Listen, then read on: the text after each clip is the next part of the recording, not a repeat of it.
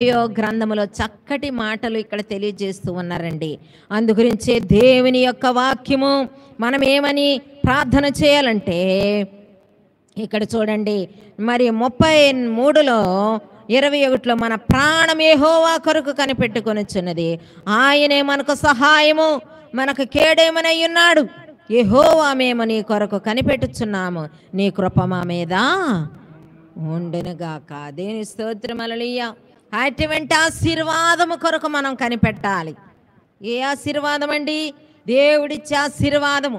ఈ లోక మనుషులు కూడా ఇస్తారు ఆశీర్వాదాలు, కానీ ఈ లోక మనుషులు ఇచ్చి మళ్ళీ మనం ఏదైనా ద్వేషం వచ్చిందనుకోండి, కోపం వచ్చిందనుకోండి, ఆశీర్వాదం కాదు, శాపమే. ఏం చేస్తారు? శపిస్తారు. వాడు అలాగైపోవాలి, వీళ్ళు ఎలాగైపోవాలి, వాళ్ళు అలా నాశనం అయిపోవాలి, వాళ్ళు ఏమాత్రం కూడా జీవించరు అని ఇంకా ఇంకెన్నో దుర్భాషలు మాట్లాడుతూ ఉంటారు.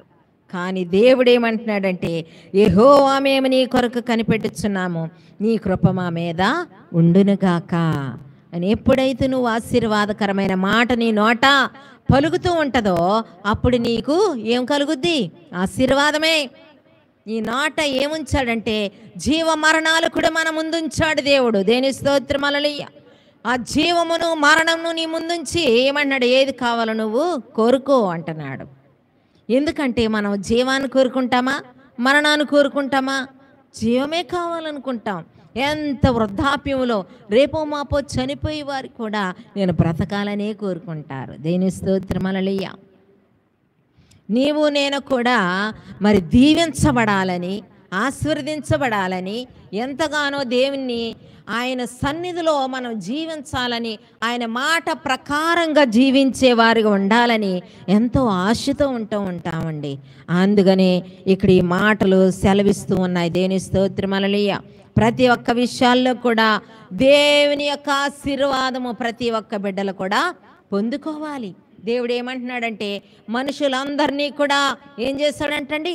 ఏకరీతిగానే ఏం చేస్తాడు? ఆయన ఏకరీతిగానే ఆయన నిర్మించి ఉన్నాడు. ఏం చేస్తాడండి? ఒకళ్ళని ఒక భేదము అంటే ఉన్నవారు లేని వారిని ఒక పరిస్థితి ఉంటుంది, కానీ మనుషులందరూ కూడా మంచివారనే దేవుడు నిర్మించాడు. దేని స్తోత్రం, హల్లెలూయా. మంచి స్వభావం కలిగి ఉండాలని ఆయన దృష్టిలో మనల్ని సృజించాడు. కానీ మనమైతే అనేక రకాలుగా భావాలు కలిగి మనం ఏం చేస్తాం? త్రోవ తప్పి మళ్ళీ ఏమైపోతున్నామంటే దేవునికి దూరస్తులైపోతున్నాం.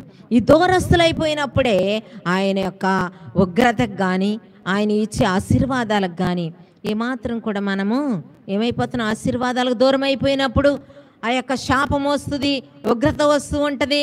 ఉగ్రతకి బలైపోయి ఆ యొక్క బలహీనతలకు గురైపోయి, శాపాలకు గురైపోయి, ఆ యొక్క ప్రతి ఒక్క విషయాల్లో కూడా ఆశీర్వాదానికి దూరం అయిపోయి దేవుని దృష్టిలో దోషులుగా ఉంటున్నాం. దేని స్తోత్రం, హల్లెలూయా. అందుగురించి మనము దేవుని వాక్యం సెలవిచ్చినది గనక మనుషులందరినీ కూడా దేవుడు ఏం చేస్తాడంటే ఏకరీతిగానే నిర్మించాడు. ఇది మరి ఆడామగానే కాదు, ఆ యొక్క ఉన్నా లేదు అని ఒక భేదము కాదు, కానీ ప్రతి ఒక్కరిని కూడా ఒకే రీతిలో నిర్మించి ఆయన ప్రేమించాడండి. మనల్ని అలా ప్రేమించాడు గనక మనము కూడా అందరినీ ప్రేమించేవారిగా ఉండాలి. దేని స్తోత్రం, హల్లెలూయా. ఆ యొక్క చిన్న పెద్ద లేదండి, మరి ప్రతి ఒక్కరిని కూడా ఏకరీతిగా ప్రేమించి యేసయ్య మనల్ని ప్రేమించాడు గనక మనము కూడా అందరినీ ప్రేమించేవారుగా ఉండాలని ఈ కొద్ది మాటలు దేవుడు దీవించునుగాక. ఆమేన్, హల్లెలూయా. సాక్ష్యాలు చెప్పేవారు ఎవరన్నా ఉంటే మరి త్వరగా లేచి సాక్ష్యాలు చెప్పాలి. ప్రతి ఒక్కరు కూడా ఆయన నామాన్ని స్తుతించాలి. దేని స్తోత్రం.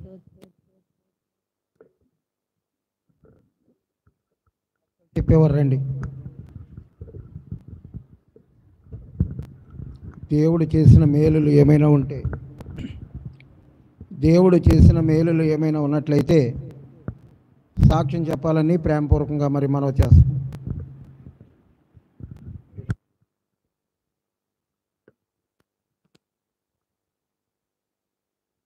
దేవుని స్తోత్రం, హల్లెలూయా, హల్లెలూయా.